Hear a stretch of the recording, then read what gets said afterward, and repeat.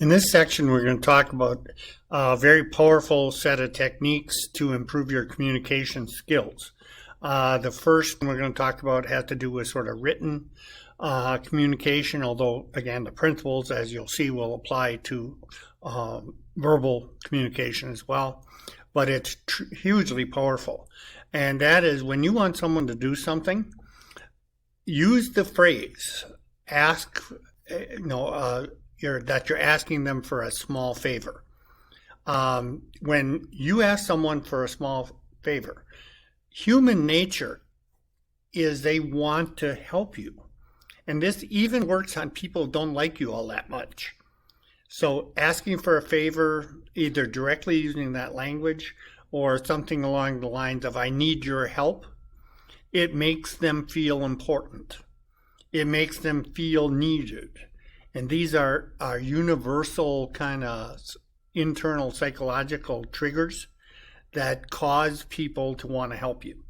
So if you make them feel important, you're essentially giving them recognition that they're a big deal. And they will bend over backwards to help you. So use that phrasing, ask for a favor or something like, I need your help. Then make your request. And then you show appreciation. Make sure when they do it for you, you make a big display of it. Don't neglect this part, because then they're going to feel like you didn't appreciate it. And remember, we've talked about this before. People want appreciation for what they do, recognition. So thank them. General principle, and this almost always works if you appeal to their vanity. Well, I need somebody smart. Again, you got to be a little more subtle in how you phrase this. I'll be a little blatant here. I need someone smart like you. That's the attitude. Or if somebody important like you would do this, then the other person will comply. So what you're doing is, again, building people up. It's good practice in almost every form of communication. So appealing to their vanity. Let them know how important they are. I know somebody like you is really busy because you have so many responsibilities. But I'd really appreciate if you could just take a few minutes and blank, do whatever. You will find this works extremely well. Even works on people who don't like you, on your enemies. If you approach them, you'd be surprised. They might help you just because you're kind of making yourself vulnerable. And that will actually make them feel good. And it could actually trigger, they may have started off as an enemy. Well, if you use this approach, let them know they're important, maybe their attitude towards you will change. And you could end up with a friend out of this too. So you never know. Okay, so I'll put this sort of in a formula structure. Number 1, ask for the favor. 2, state why it's important. Let them know why this is important to you, what it'll do for you. That's a nice part of the formula. If it's some trivial thing that don't say, I don't care whether you do this or not. Well, then you're basically saying it doesn't matter. And if it doesn't matter and they help you, it's not important. And they don't get that recognition out of it. So let them know that this is important to you. You might think if you're a salesperson, asking for referrals. This technique works very well for something like that. First of all, you've just made the sale. You're sitting in front of the client. Say, oh, by the way, before I leave, I'd like to ask you a favor. Do you know anybody else who, like yourself, could use my product? You've just purchased, you're happy with it, blah, blah, blah. And I need referrals, basically. And it's an important part of my business. I can, in order for me to be successful, I need to find people like yourself who will essentially want my product. And by saying why it's important, that I need people like yourself, I need referrals, It's part of a big part of my marketing strategy. 3, naturally, somebody like you could help me. Because why? First of all, you've just bought from me. You probably know other people just like you. Everybody else does. You tend to hang around people similar to yourself. So if you thought it was a good product, guess what? You know other people that I could help. And so it makes logical sense to them.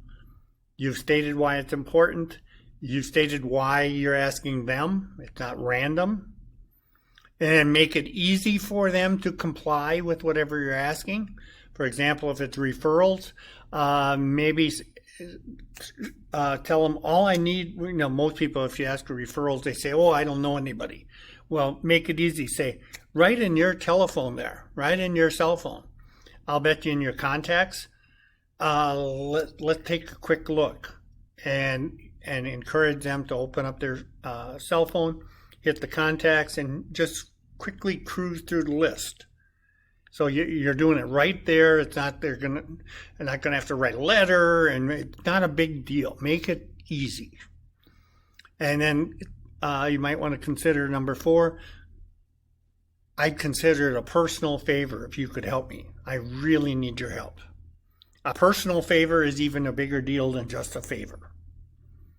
And say, oh, by the way, there's no obligation to them. They don't obviously have to do it. You're going to treat whoever you get as a referral really well.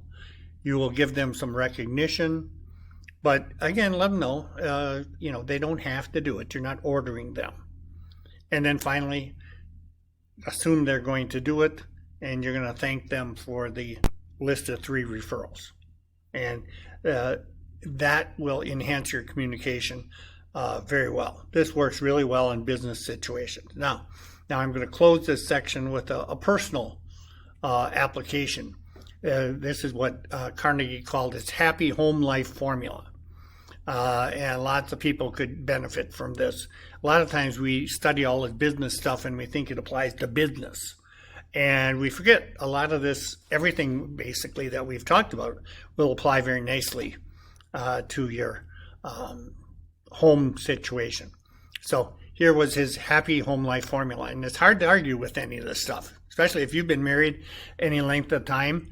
You sort of kind of get these points. So this is a great primer if you're just starting off in your married life or home life.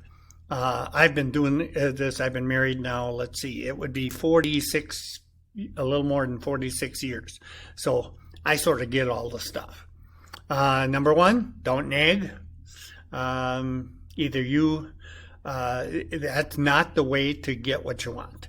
Nagging almost never works. And if it does, they might do it, but it's not going to make your home life happy. Trust me. Number 2, don't try to change your partner directly. Again, people don't change for your reasons. They might change for theirs, but they won't for yours. And so don't even try to change. A lot of people, this is why a lot of marriages end in divorce.